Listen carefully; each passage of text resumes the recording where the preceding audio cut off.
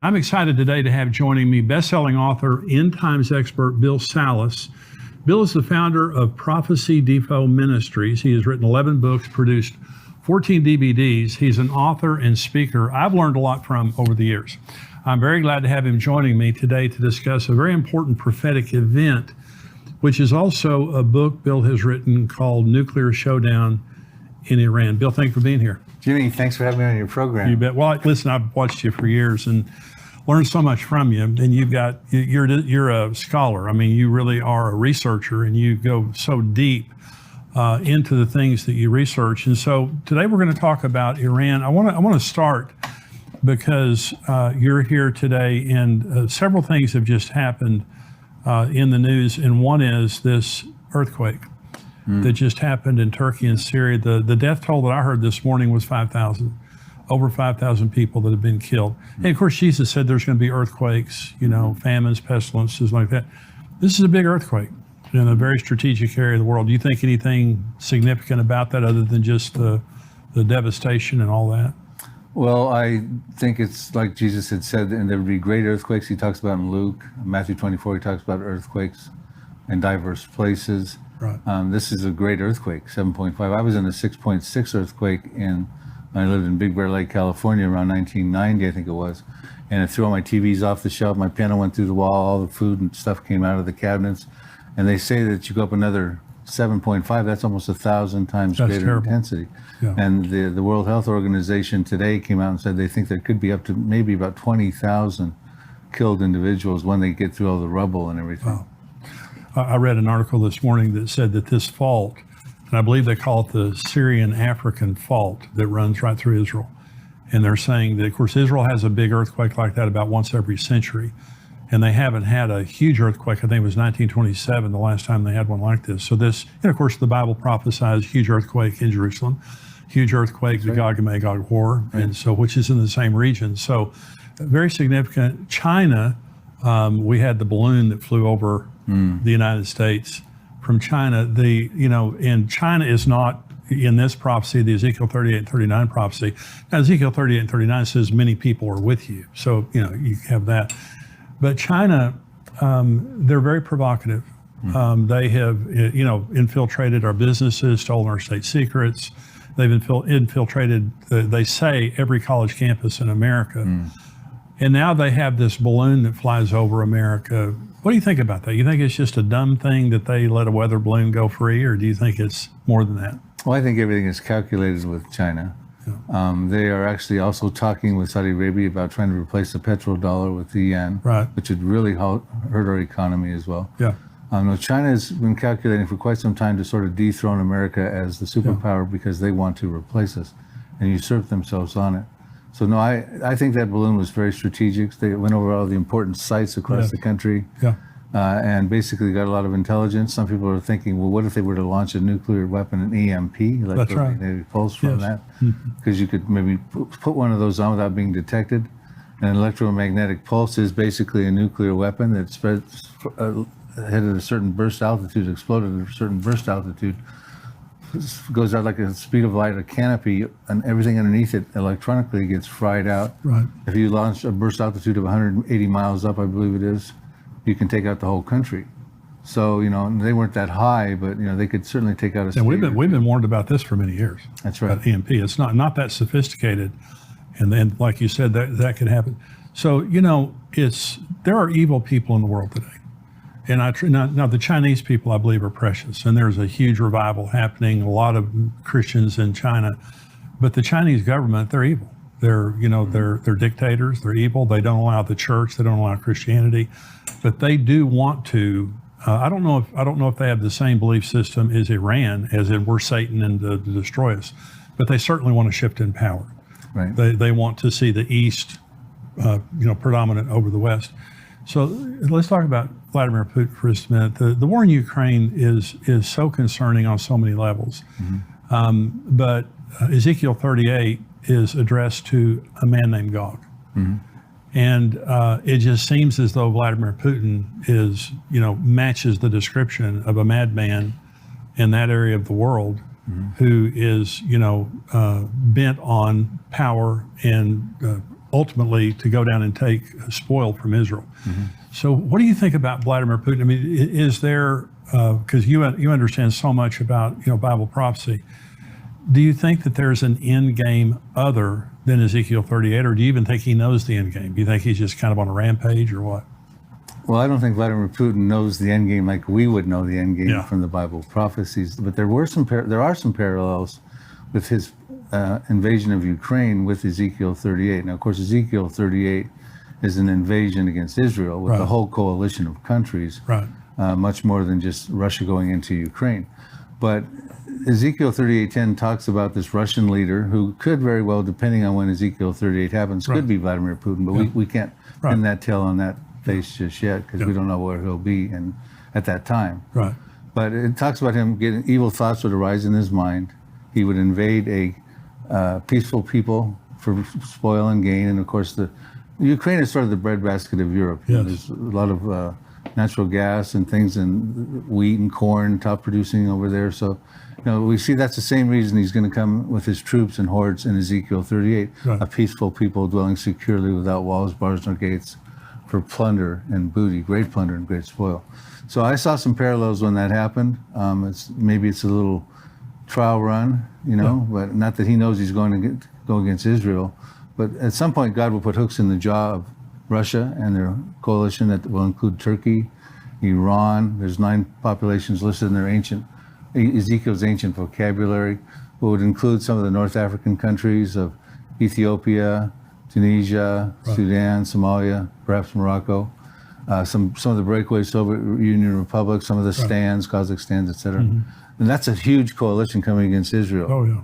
And I think Israel at that time will have proven itself to be a very formidable foe, because we've got some prophecies we'll talk about today that I think positions Israel into a safer, greater country at that point in time. Well, one of the things I really enjoy about your teaching is you're more methodical than me in the sense that you talk about the Psalm 83 war as being a very specific war, has not been fought yet, more regional war. Then you talk about Elam, and that's what we're going to talk about, and which is a part of current day Iran, about a third of current day Iran in this prophecy of Jeremiah 49. And then you talk about Ezekiel 38 and 39. So you really you layer it more than I would. But I'm saying, and you're right. I mean, I've learned so much from you in that. So I want to talk about, because we were talking before the show, what's unfolding right now with Iran. This has been happening for a long time.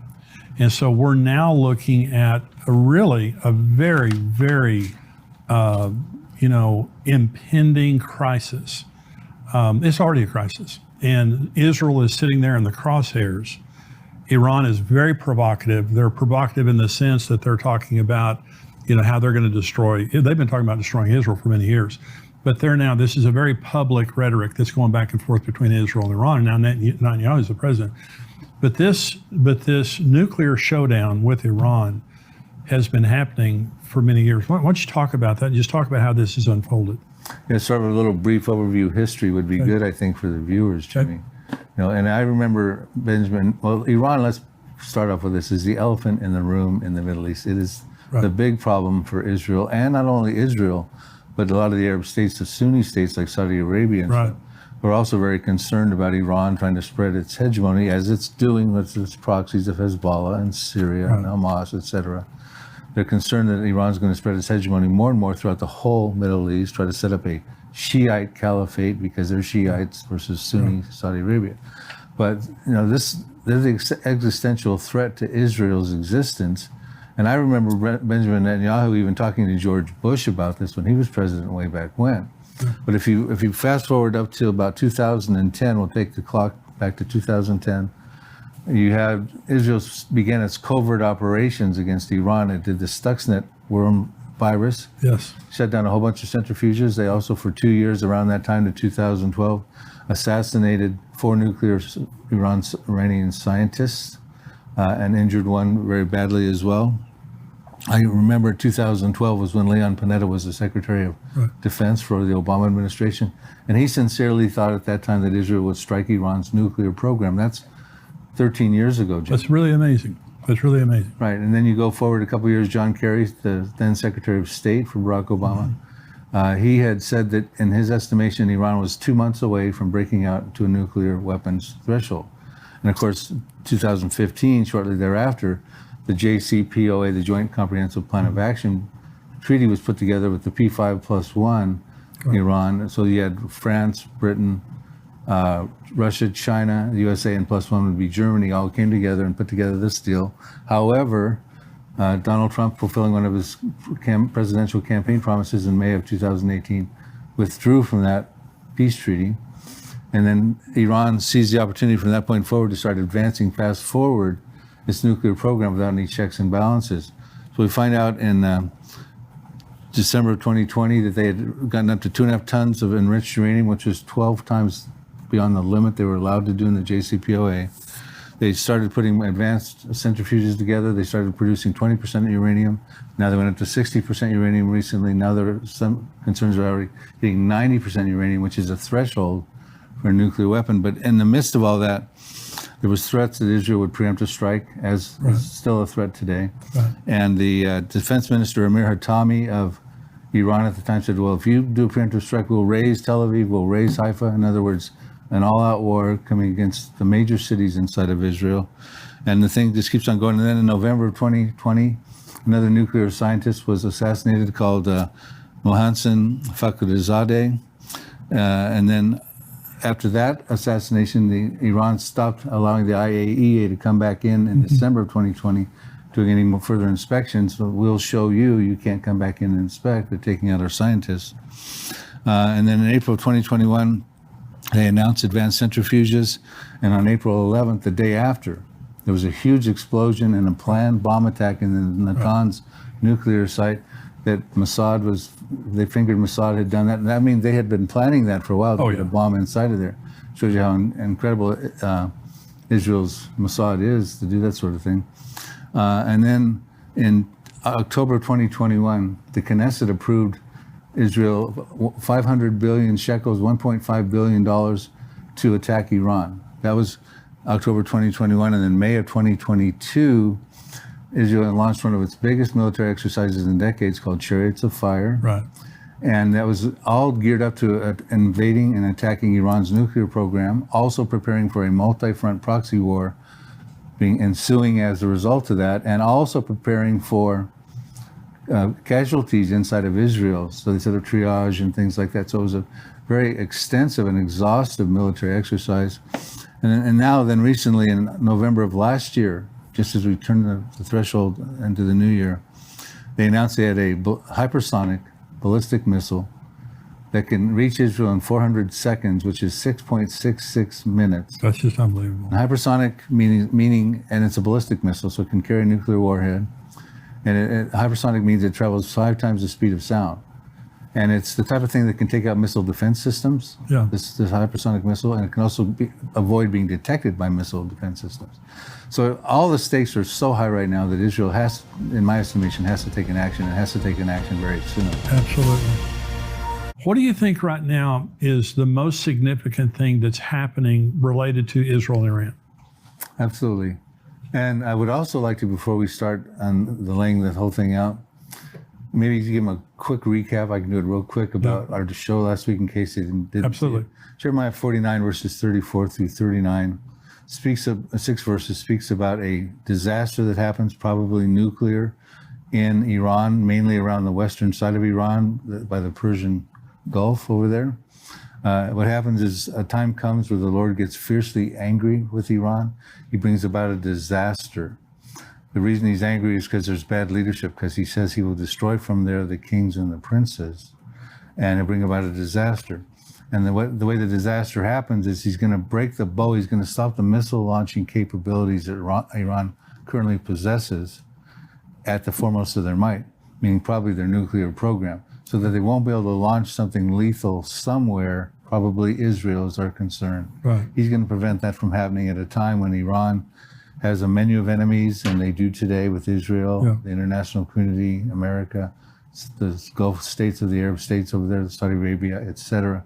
And that's sort of a nutshell of the prophecy. The good news is that the exiles who get dispersed as a result of that disaster will someday be restored their fortunes back into Iran. That is a lot of Iranian Christians who've converted from Islam, very excited. But that's sort of the nutshell version of the prophecy. So now we can talk about, well, how do we get from here to there in this program? Yeah, and so you've written a book, The Nuclear Showdown in Iran, which is talking about the Elam, the prophecy, Jeremiah 49, concerning Elam. You've also written a book about the Psalm 83 war, which also is a part of this scenario. I mean, it's a part of the end time scenario. And then, of course, Ezekiel 38 and 39 talks about the coalition of nations, Russia, Persia, which is Iran, Turkey, all this coalition of nations. So there's going to be a succession of these wars. Now, do you believe that the war, this Elam prophecy, which is really the destruction of Elam, do you believe that precedes Psalm 83? I do. Tell me why. My radar right now is a sequence of prophetic events. Like you said, Israel 1948 was the last literal fulfillment of a prophecy. They're celebrating their 75th anniversary this May. Amazing. And I think the next prophecy is going to happen probably even this year, maybe this Iran prophecy. And it won't be another 75 years until the subsequent one. I believe at that point, like birth pangs, they're going to be becoming more intense and come more frequently, and you can't stop them. And Jesus used the analogy in Matthew 24, verse 8, end times would be like birth pangs, right? These types of events. Right.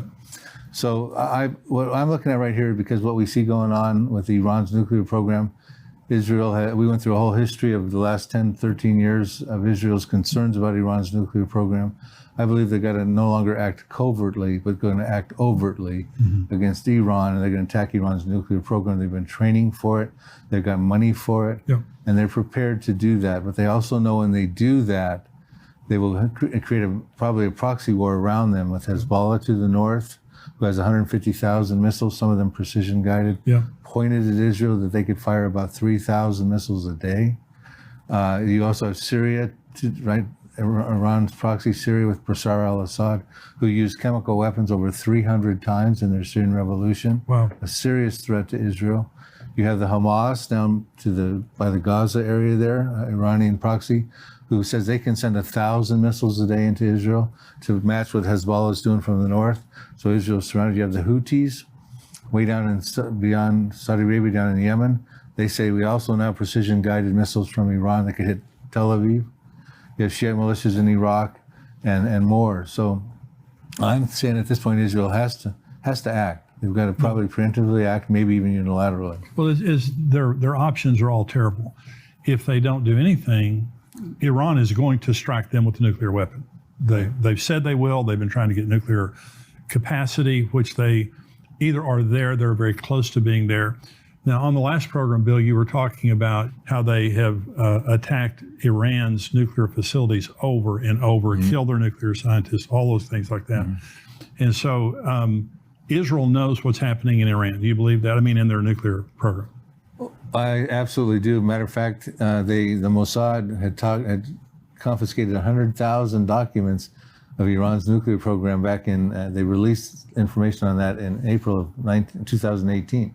So they can get in there and they can get the information they want. So I think they're pretty well aware of the status and progress of Iran's nuclear program. So I'm saying that to say they know when to strike. They know how close Iran is to getting the nuclear warheads, so they know when to strike. It seems as though that because of the rhetoric of Israel and Iran, that's getting pretty close. They're getting pretty close. So if Israel doesn't strike, one nuclear strike from Iran to Israel is pretty much game, set, match if they hit the right place. So Israel, they can't do that. So their other choice is to bomb Iran, which immediately starts all the proxies going on. Right. Now, do you believe that's the Psalm 83 war? I believe, here's how I would lay this out, Jimmy, if I can. I've got it down to a few-minute version. You can. I've been done enough of these shows, right? Israel and Iran go toe-to-toe. Israel probably preempts the strike. Iran then calls upon its proxies, who we just enumerated upon. Right. It's got Israel surrounded. Right. Now, Iran is not in the Psalm 83 war, which we can talk about who is in just a moment. But Syria, under the banner of Assyria, Hezbollah under the banner of the inhabitants of Tyre in Psalm 83, Hamas down in the Gaza, the Philistines as part of Psalm 83. They're all involved in Psalm 83. I believe they would then come with Iran against Israel. And I think Israel comes under a prison rules fight. I mean, they're in trouble now because their Iron Dome and their defense missile systems cannot stop the barrage that's going to come against them. And I believe then you would see Israel has to act out with a nuclear weapon and take out a major city to make a statement. And I believe that city they would destroy would be the most opportune city to destroy. Right close to them is Damascus. Right. I believe they would reduce Damascus to rubble in fulfillment of Isaiah 17, verse 1. Right. It says, Damascus will cease from being a city, it will be a ruinous heap. We find out in Isaiah 17:9 that desolation is caused by the children of Israel, the Israeli Defense Forces, who exist in fulfillment of Bible prophecy, which I can get into if time permits. It also says in Isaiah 17, verse 14, that one night you see him in Damascus in the masculine pronoun, in the morning he is no more. This is the portion of those who rob us and those who plunder us, meaning in self-defense, overnight, against the barrage that's happening against them, Israel takes out a major Arab city. When they take out Damascus, the Arab world is going to flip out because that's an Arab city, and it's the oldest continuously inhabited city in recorded history, dates back to the time of Abraham. Yeah. And they're going to be concerned, what about Beirut? What about Amman, Jordan? And Amman, Jordan goes next. I can point that out in a minute. What about Cairo? What about Mecca, right? They're going to be concerned.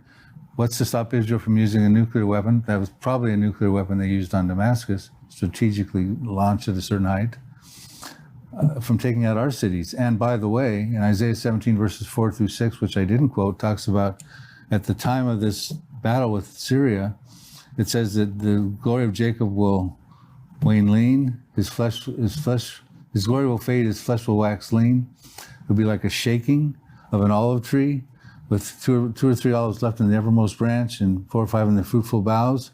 And when you use the imagery of what Isaiah seems to be saying is that you superimpose an olive tree over a map of Israel, and an olive tree can have 500,000 olives on it, on a modern, and they're very common trees in the Middle East and in Israel. Yeah. And you got a shaking, and there's only a few left in the uppermost branch, and a few more down in the fruitful boughs. So it looks like Israel takes a hit with all the weapons and stuff coming against them.